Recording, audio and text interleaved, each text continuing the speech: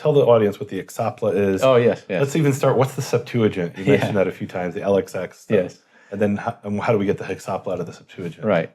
So there are many scholars who would then say that that question requires like a seminar and a multi-lecture series. So we have the expression Hebrew, standing on one leg. Yes. So sort of as a legend first, the Septuagint is what's considered kind of, 70. It means 70, right? Septuaginta. You have Domekonda in Greek, means the 70, because there's a legend that 70 translators were gathered in Alexandria in 3rd century BCE and translated the Hebrew scriptures into Greek. Now, there was probably something that happened in Alexandria involving whether the Jewish community there or Jews coming in from Judea, Palestine, or some combination of that. And translation work that began there and then continued on for the next, several centuries to complete kind of the whole Bible, and then further revisions after that. But in short, it goes back to, at least at its beginning, probably, Alexandria in Egypt and Jews translating the Hebrew scriptures into Greek.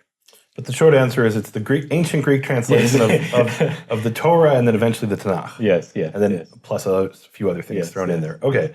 And then how do we get from that, the original Septuagint, let's call it the Proto-Septuagint, because we don't have that, right? Am I right? I mean, we have reconstructions of, we have 3rd century or even 3rd century manuscripts like Codex Vaticanus and Codex Sinaiticus and Alexandrinus, but we don't have the one from 250 BC or 100 BCE. Maybe fragments of it. Works of, just like kind of the textual critical endeavor of trying to get back to the earliest retrievable text possible for the Septuagint is, what people would call the Old Greek.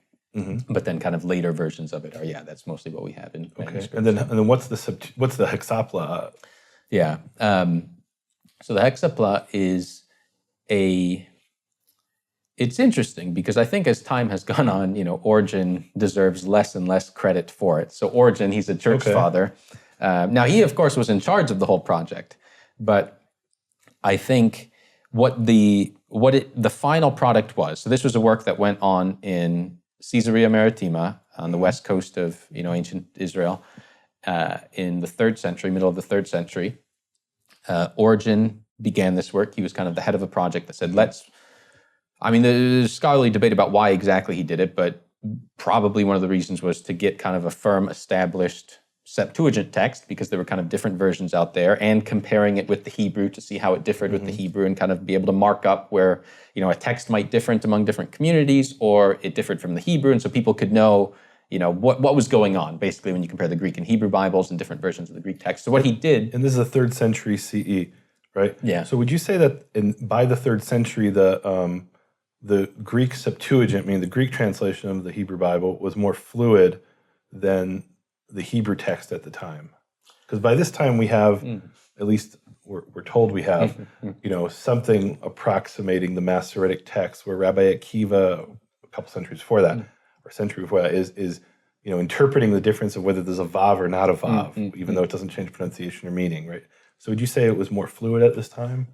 That's a good question. I mean, I suppose it depends on how you define fluid, and this again is getting a bit out of my area of expertise. But I would say there's definitely significant differences between different communities' versions of the text that were worth sorting through. And that's what Origen is attributed to have done. Yeah. So he definitely was in charge of the project, but what I'm about to talk about is where I think he deserves less credit. And so what he ended up doing was putting together a giant book, probably 40, 50 volumes on a shelf of 6, because hexapla, right, is, 6-fold. It means 6-fold in Greek. 6 columns, in some places more, but we won't get into that. 6 columns of text, right? In the furthest left column, you had the Hebrew Bible, probably 1 word per line, or sometimes 2 or 3 words per line. In Hebrew characters. This doesn't survive anywhere, but people who have worked on it reconstruct that must have been there, and it's in ancient descriptions of it. People who saw it say there was something there. So I think it's pretty certain it was there. And then the next second column is, matching up to those 1, sometimes 2 or 3 words per line, the same Hebrew words written out in Greek characters instead of Hebrew. And then after that, there were 4 separate Greek translations of the Hebrew Bible, one by Aquila, which is probably the closest formally to the Hebrew, and then Symmachos, and then the Septuagint, and then Theodotion. And so many scholars after Origen would use this, at least who, when it was still there. It probably got destroyed a few centuries later after he did it. But was there only one copy of this? Probably, yeah. There was probably only ever one copy because it's 40 volumes, right? Wow. So it was. So we don't have the original Hexapla. What we have is what do we have of that? A lot of. I was describing this to my dad once to illustrate what I was working on, and I was like, it's as if you had one of the most important books in all of history. I mean, 40 volumes on a bookshelf, and then somebody just threw a grenade at it and it exploded, and all these fragments stuck to all sorts of other things. Now we have to try and piece it back together, because that's really what has happened. I mean, I doubt anyone ever copied it in ancient times because it was so huge. It probably sat at Caesarea, and a lot of people did work from it, would come and visit in. I think there was probably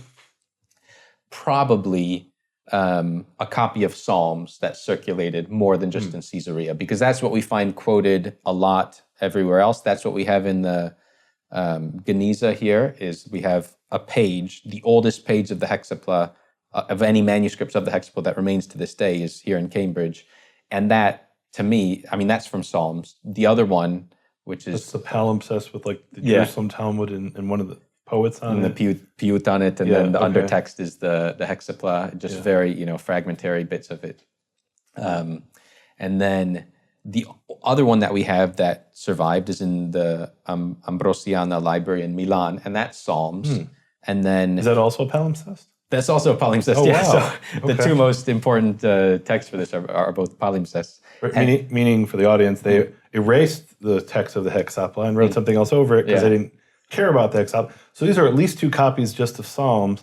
Yeah. Okay, so what else do we have? And then everything else we have, I mean, there's a few others that are those are the 2 most important. There's a few others that kind of maintain something of the columns and are just, very scattered, right? Between all of these, it's not much more than 1,050 words or so. And then everything else is just little tiny bits of quotations in ancient Greek writings, like in the Church Fathers, in the margins of Septuagint manuscripts, in the Syro-Hexapla, which is a Syriac kind of Bible based on the Hexapla to make one text. I won't get into all the details. They didn't have 6 columns on this. Not 6 columns. It was, there's debate about what it was exactly, but it might have been just an annotated kind of Syriac version of the touched up, refined, annotated Septuagint text, but it has a lot of marginal notes to mention differences, and there's some quotations of the Hexapla there, and then just a lot of things in commentaries and things like that. So in commentaries, they're quoting the parts of the... Yeah, they'll quote parts of the Hexapla. Okay. And I should mention, I was thinking a lot of this from the perspective of the second column, the Hebrew and Greek letters, because that's much more fragmentarily attested. But if you consider all the other translations, we got a lot of that in ancient Greek commentaries on the Bible, where they'll say, and Aquila says this, and Theodotion says this, and Symmachos renders it this way. And we know or we think they're quoting that from the Hexapla. Almost certainly, there could have been a manuscript of Aquila, right? Yeah, it's certainly, and so that's definitely possible. But usually when they quote them in groups, they're all together, so you're like, okay, they must have been looking at it. Or quoting somebody who looked at it. And what we find is much of that, it's a bit easier with the Secunda, the Greek transcriptions of the Hebrew. Tell us what the Secunda is. So the first column is the Hebrew.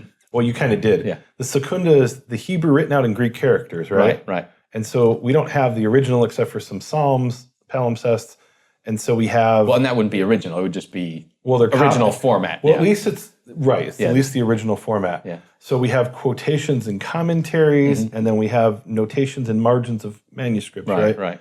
Okay. And so all of that, like for the Secunda, outside of those 2 main palimpsests, the one in Milan and the one here, it's all just scattered. And so you might have, like in John Chrysostom, an early church father, his works, you might find 50 to 100 words, but they're scattered. So you have to read through his commentary, and there's 1 here. You read through it again, and then there's 2 here. And then this brings another problem. So John Chrysostom, presumably, if I probably mispronounced that, he's got a bunch of manuscripts of his works too, right? Oh my goodness. So how do we deal with that problem? So I wish I had, when I was working on this, so another thing I have coming out is a critical edition of the Secunda, right? So that's been a big project that is now in the editing, proofing stages. So Okay. within the next couple of years, it should be out. So did you have to track down all the manuscripts of John Chrysostom? So Chrysostom is the absolute worst because if you could imagine, I went to the library down here to get, so it's a big stack of books about this tall, and that is just the index of the manuscripts for Chrysostom.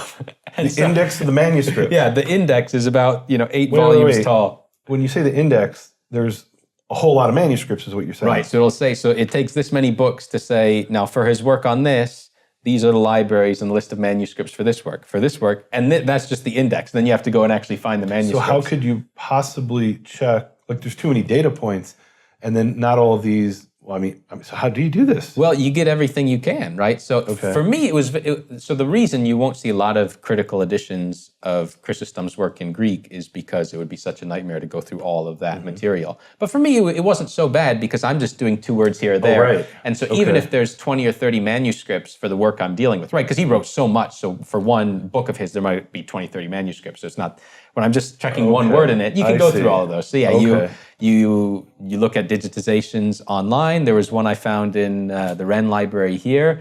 I emailed with some monks on a peninsula in Greece to send me Mount Athos? Yes, exactly. To send me a CD-ROM of the images, or in other that's cases, cool. printed out images that they sent in the mail. And so That's amazing. I have on my library over there a CD-ROM from them. So you gather all this stuff any way you can, and you just document as much as you can. So That's a monumental work you've undertaken. well, I want to pause here for a minute and just for the audience to appreciate this is a monumental work for you to make a critical edition of the Secunda, of this Hebrew transcribed into Greek, because like you said, I mean, there's so many different, like it's not just you went to the printed edition of John Chrysostom and said, this is what it says. You tracked down the manuscripts. That's incredible. Oh, I mean, it definitely took a long time, and it's going to be quite a headache to proof that whole book, which I've just started recently going through the proofing finally. But the most interesting thing, I think, was one of Chrysostom's commentaries is only preserved in Armenian, a portion of the Isaiah commentary, which is where we have a good number of transcriptions. So that, analyzing that meant doing a historical phonological analysis of how Armenian transcribes Greek, which transcribes Hebrew. Oh, wow. So that's probably the most interesting chapter in the book. Would you say that, presumably this Armenian evidence isn't as robust as things that are still in Greek? Yeah. Because every time you translate, you lose potentially, you're maybe lost in translation and then lost in the transmission. Exactly, right? So exactly. So there's going to be phonological things that differ, where maybe two sounds in Greek become one in Armenian, and then the transmission thing, and like maybe there's 2 characters in Armenian. I know nothing about Armenian that look very similar, and there's mistakes. Exactly. Yeah. Wow, Yeah, that's so amazing. I needed help for that one, so there's a professor over at King's, Bert Vaugh, who helped me with some of the Armenian stuff. So that's one of the great things about being in Cambridge, is you can get help from experts just down the block. So that's really monumental. That's amazing.